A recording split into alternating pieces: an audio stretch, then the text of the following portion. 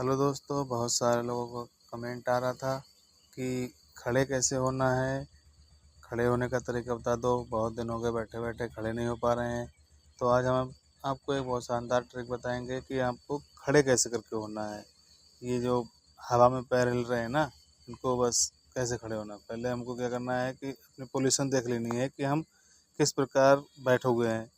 तो हवा में पैर ना हिलाते हुए हमें पैर ज़मीन पे रखना है, ऐसे ज़मीन पे ज़मीन पे। और ये ट्रिक मिस मत कर देना, वरना आपके दांत वगैरह सब टूट जाएंगे और सबसे पहले आप नाक फूटेगी आपकी।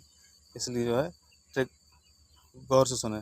पहले पैर को ऐसे ज़मीन में टिका लेना है, फिर पैरों पे पूरे शरीर का वजन इस पे देना है, ऐसे।